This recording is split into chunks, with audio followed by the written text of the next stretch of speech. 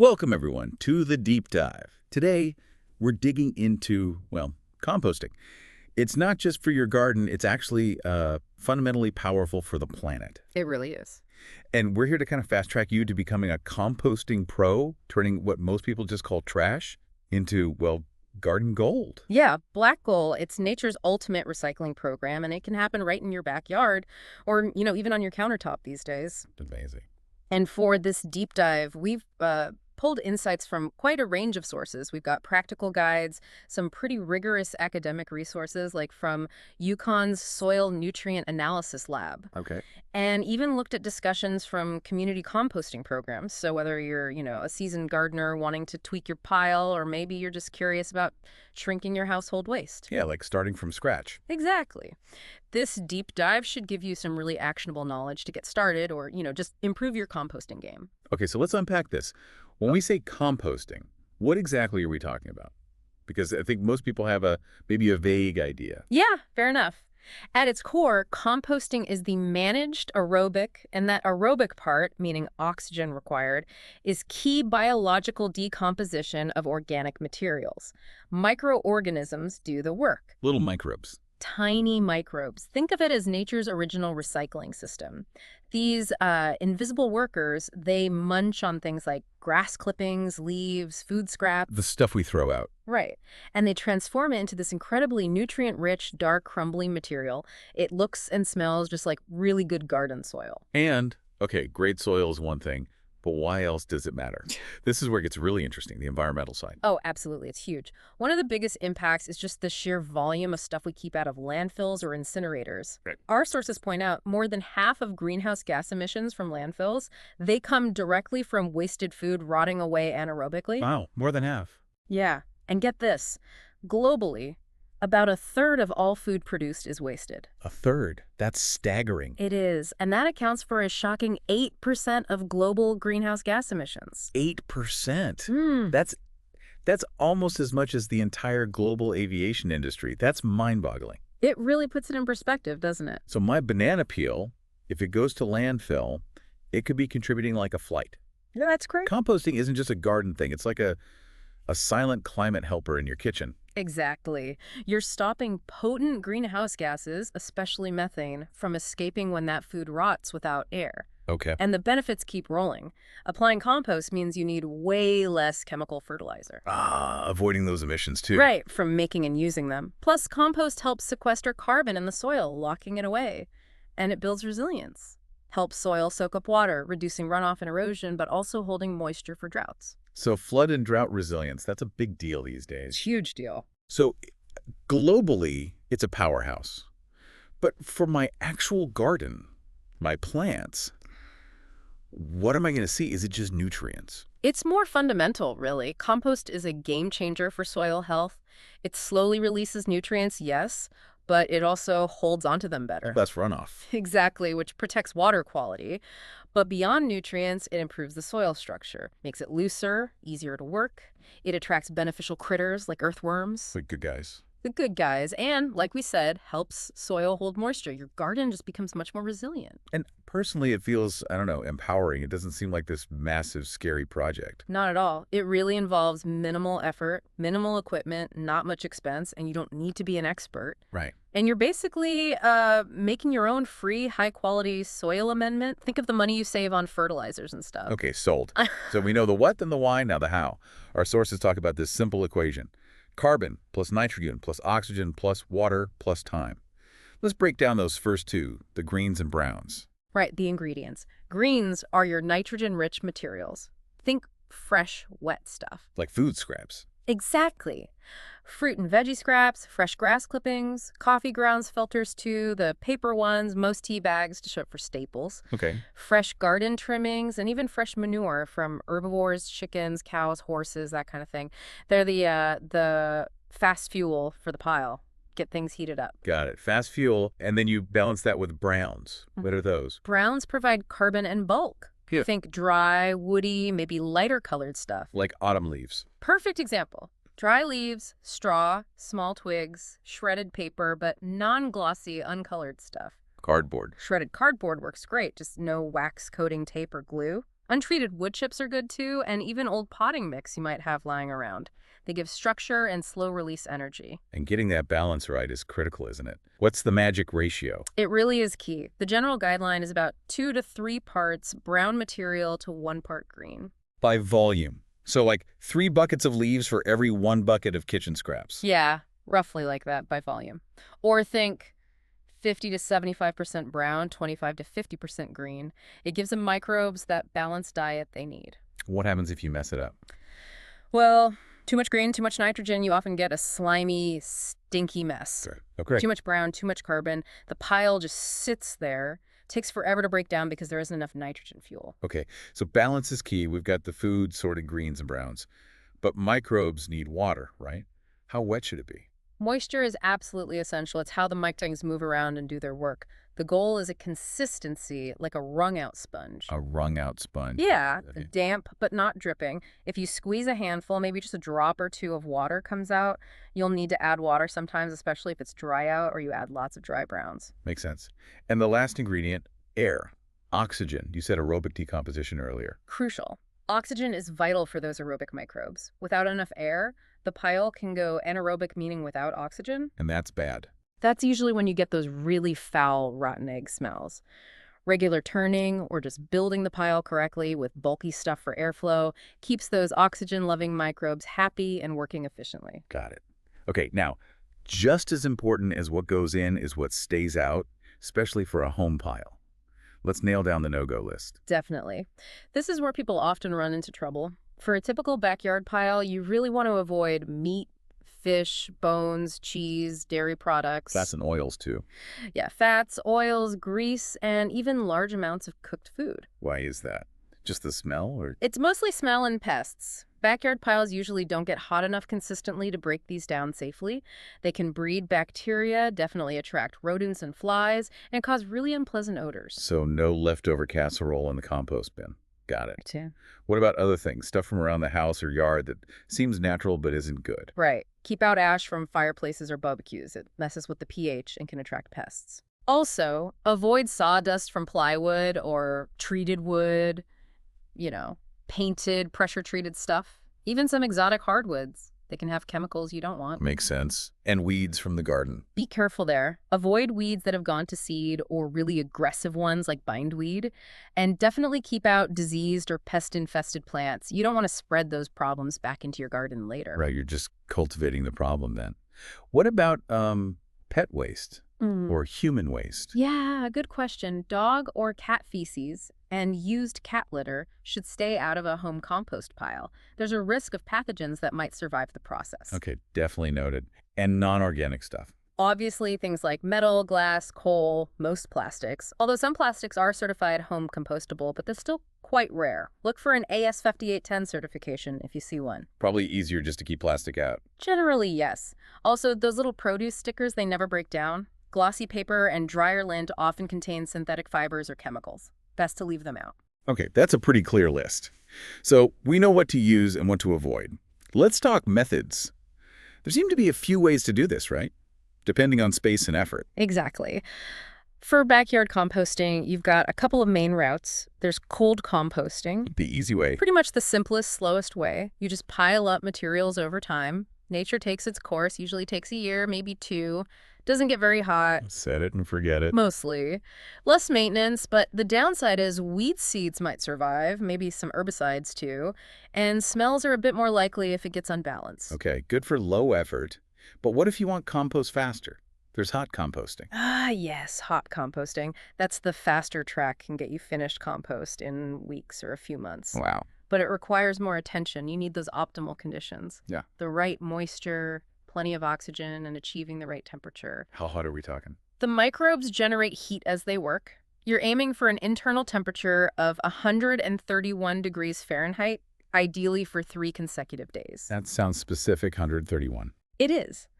That temperature is hot enough to kill off most parasites, harmful bacteria, plant diseases, and weed seeds. So it sterilizes it, kind of? In a way, yes, but you don't want it too hot. If it gets consistently above, say, 160 Fahrenheit, you can start killing off the beneficial microbes you need.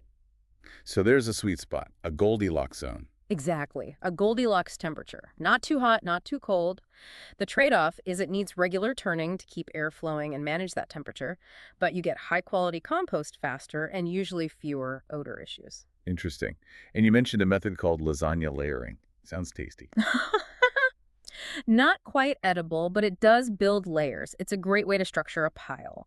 You make distinct thin layers of nitrogen-rich greens and thicker layers of carbon-rich browns. Like building a lasagna. Precisely. It helps ensure that balance right from the start, minimizes maintenance, deters pests because food scraps get covered crawly, and helps create airflow. Do you start with anything special? Yes, critically, you start with a base layer, maybe 8–10 inches deep. Of course, stuff sticks, corn stalks, woody prunings. That guarantees airflow and drainage at the bottom. Oh, okay. A lasagna pile can finish in about a year without turning, or much faster if you do turn it occasionally. Cool. Okay, so those are backyard options. What if you don't have a big yard? Like an apartment balcony or just limited space? Great question. For smaller spaces, vermicomposting, worm composting is fantastic. Worms. Yep, special kinds of worms, usually red wigglers, Iceni fetida, they're composting powerhouses. So you need a special bin. You do. Usually a dark, opaque container, maybe a 35–50-gallon storage tote works well, needs a tight lid. You drill small air holes, maybe 1/4 inch around the upper sides. Drainage holes at the bottom. Actually, no drainage holes. This surprises people. A well-managed worm bin shouldn't have excess liquid. Drainage holes can let worms escape or lead to anaerobic leachate, which isn't the good stuff. Okay, no drainage. Keep Yeah. them contained. So how do you care for the worms? What do they eat? They eat about 1/4 of their body weight each day, believe it or not. Wow. You feed them maybe once a week. Just bury the food scraps under about 2 inches of bedding material. This keeps it tidy and prevents smells or fruit flies. Bedding. What's that made of? Things like shredded newspaper, not the glossy ads, office paper, cardboard, dry leaves, or rehydrated cocoa coir works really well. In temperature. They like it between 50 and 85 degrees Fahrenheit. So you might need to insulate the bin in winter if it's outside or keep it shaded in summer. And I read somewhere they need grit, like birds. That's right. Worms don't have teeth. So Yeah. adding a small handful of soil or fine sand gives them grit. It sits in their gizzard and helps them grind up the food, essential for their digestion. Fascinating. Like tiny living food processors. So what food scraps do they like and what should you definitely avoid? They love most fruit and vegetable scraps. Coffee grounds are great. Crushed eggshells add calcium, but definitely avoid citrus peels in large amounts. Onions, garlic, spicy peppers. They can be irritating to the worms or make the bin acidic. Also avoid processed foods, very moldy stuff. Animal manure, unless well composted first. Dairy, greasy foods, and bones. Got it. But if you stick to the good stuff, it shouldn't smell bad. Could you keep it indoors? Absolutely. A healthy, well-maintained worm bin has very little odor, just a faint, earthy smell. Many people keep them indoors, under the sink, or in a closet, no problem. That's a game changer for apartment dwellers. Yeah. Any other quick methods worth mentioning? Sure. There's bokashi composting. It's a Japanese system using special brand to ferment food scraps anaerobically in a sealed bucket. Fermenting. Yeah, it pre-composts everything, even meat and dairy, quickly and without much smell. Then you typically bury the fermented stuff in the garden or add it to a regular compost pile to finish decomposing. Interesting pre-treatment. Then you have compost tumblers, those enclosed barrels you can rotate. Yeah, I've seen those. They're good for keeping pests out and making turning easier. Still need the right CN ratio and moisture, though. And what about those countertop things, the electric ones? Ugh. The newer countertop composters. They use heat and grinding to break down food scraps in just hours. Hours, really? Yeah, it's pretty amazing. It doesn't produce true microbially rich compost, but it creates a dry, soil-like material, drastically reduces food waste volume and odor, and is great if you have very limited space or just want something super fast. Lots of options then. And if you really can't do it yourself, Always check for local options. Community composting programs are popping up where you can drop off scraps. Some even give you finished compost back. Or your city might offer green waste bins for curbside pickup. good point. Okay, so say you've picked a method, maybe a backyard bin, you've got your greens and browns ready. Where's the best place to actually put the bin? Location, location, location. You want a spot that's flat and well-drained. Semi-shaded is actually ideal. Not full sun. I thought heat was good. The microbes make the heat, not the sun. Too much direct sun can actually dry the pile out too quickly. Make sure it's easy to get to for adding materials and turning. near the kitchen or garden is handy, and having a water source nearby helps. Anything to avoid. Yeah, don't put it right up against your house foundation or a wooden fence. Potential moisture, leaching, or even pests could cause issues. Give it a little space. Okay. And size for a backyard pile. You mentioned it needs to be big enough to heat up. For hot composting, yes, size matters. You generally need a minimum volume of about 1 cubic yard. Think roughly a 3-foot by 3-foot by 3-foot cube. Okay, that's a decent size? Any smaller. And it really struggles to build and retain that heat needed for fast decomposition. Oh. City bins are often around 86 gallons, which is about 11.5 cubic feet. That works well, too. And prepping the materials. Should I be chopping up that broccoli stalk? Oh, definitely. Chopping or shredding larger items, corn cobs, tough stalks, big chunks of melon rind makes a huge difference. Why is that? Smaller pieces mean way more surface area for the microbes to attack. It just speeds everything up considerably. Makes sense. More places for them to munch. Mm-hmm. Okay, let's revisit building the pile, especially that lasagna method. How do you layer it up right? Right. Start with that crucial base layer, 4 to 6 inches, maybe even 8, of bulky browns, twigs, wood chips, chopped stalks. That's for airflow and drainage. Got it. Foundation first. Then you layer greens and browns. Remember the ratio. Maybe a thin layer of greens, then a thicker layer of browns.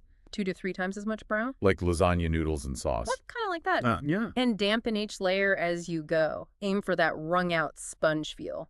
Okay. And here's a pro tip. Always, always cover fresh food scraps immediately with a good 4 to 8 inch layer of browns, like dry leaves. That really deters pests and keeps odors down. Cover the tasty bits. Exactly. And optionally, you can sprinkle a bit of finished compost or good garden soil on the layers as you build. That helps inoculate the pile with microbes, kind of kickstarts it. Okay, the pile is built. How do we keep it going strong? What's the maintenance? The main thing, especially for hot composting, is turning. How often? Depends on how fast you want it, but maybe weekly, or even every few days if you're really keen. Use a garden fork or a compost aerator tool. And the goal is just mixing it. Mixing and aerating.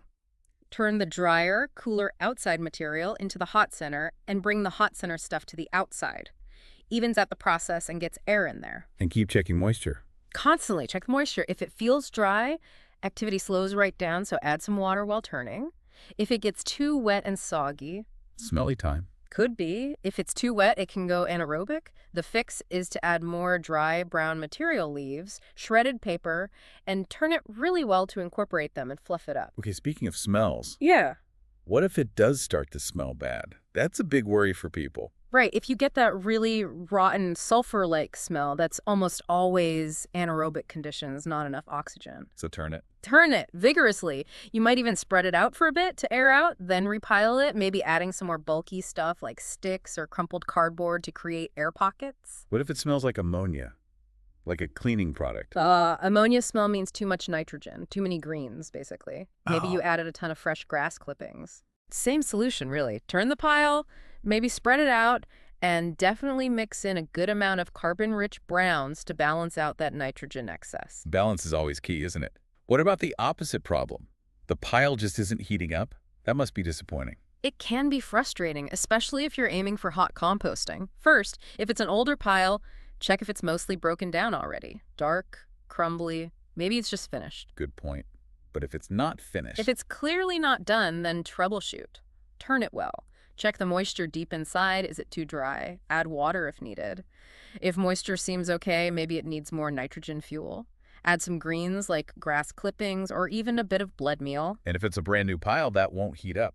Could be a few things. Is it big enough? Remember that 1 cubic yard minimum? Right, the size thing. Check moisture and the green-brown balance again, and make sure it has good contact with the soil underneath so microbes can migrate up.